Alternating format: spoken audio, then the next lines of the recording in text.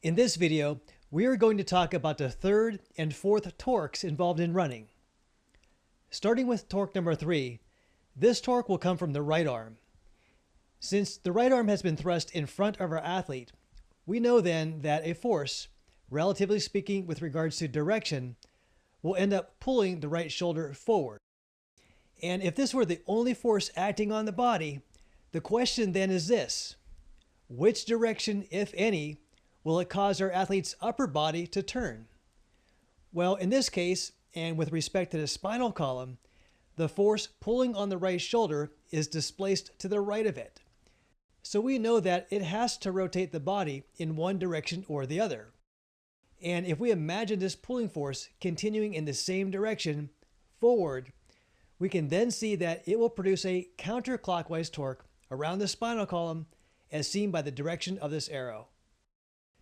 The muscles responsible for this torque are primarily the shoulder flexors or upper arm flexors, and their names are the anterior deltoid, the long head of the biceps, the pectoralis major, and the coracobrachialis.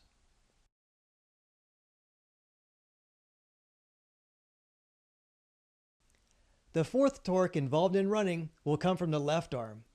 Since the left arm has been thrust behind our athlete, we know then that a force, relatively speaking with regards to direction, will end up pulling the left shoulder backward.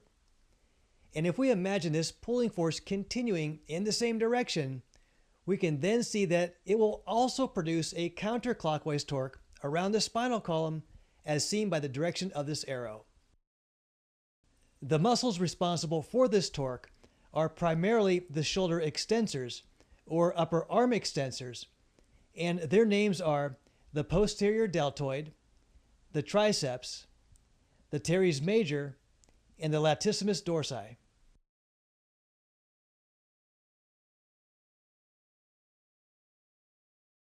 One of the purposes your arms serve when you run is to help you overcome gravity and make your body feel and act lighter. Because the lighter you are on your feet, the less weight you have to move. And the less weight you have to move, the faster you will be able to run. And your body does this by vectoring not only one arm forward and the other one backward at the same time, but it also vectors both arms upward at the same time, as seen here. And this creates the necessary momentum in the vertical plane to make you feel lighter, which is similar to what high jumpers do with their arms to help them jump higher. Now, momentum is mass times velocity, and in this case, we are talking about the mass of each arm and the speed or velocity in which you are moving them. So as an athlete, you have several opportunities to improve the momentum created by your arms to help you feel lighter and run faster. One of them is you can add more mass or size to your shoulders and arms while maintaining the velocity in which you can swing them. Another is you can work on improving the speed in which you swing your arms without adding any size to them. And the last one is you can try to add both mass to your shoulders and arms as well as work on increasing the speed in which you swing them.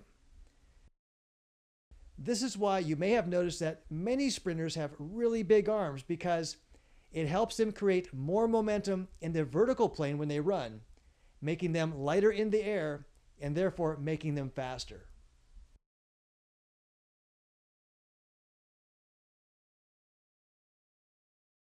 Another purpose the arms play while running is that they are needed to help counterbalance one of the torques produced by your legs. And you may have experienced their value with this if you have ever tried to run without moving them, such as running with your hands in your pockets while it was raining or for some other reason. And if you did, you will have noticed that it is rather difficult, if not impossible, to get yourself up to full speed. And again, this is because your arms are needed to counterbalance one of the two torques created by your legs. And to see which leg torque your arms side with, let's do a quick review of the 4 torques we have learned about so far.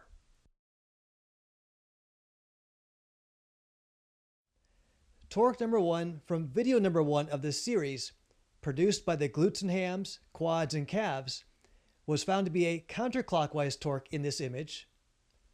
Torque number 2 from video number 2 of this series, produced by the hip flexors, was found to be a clockwise torque in this image. And here in this video, we just learned that both torque number 3, produced by the right shoulder flexors, and torque number 4, produced by the left shoulder extensors, were both found to be counterclockwise torques in this image. And since we learned in video number 2 of this series that all of the clockwise torques must be equal to all of the counterclockwise torques, we now have the following equation. On the clockwise side, we only have torque number 2 generated by the hip flexors on the left side of the body. And on the counterclockwise side, we have the other 3, which include torque number 1 generated by the glutes and hams, quads, and calves on the right side of the body, torque number 3 generated by the right shoulder flexors, and torque number 4 generated by the left shoulder extensors. So with this, we can start to see a pattern developing where the hip flexors are working alone to counterbalance the torques produced by the rest of the body. And there are several conclusions that we can draw from this, such as how it may affect your running speed, as well as where to target your training so that you can reach your true running speed potential. But before we get into those details, we will need to talk about the fifth and final torque produced by your body, and that is the subject of our next video.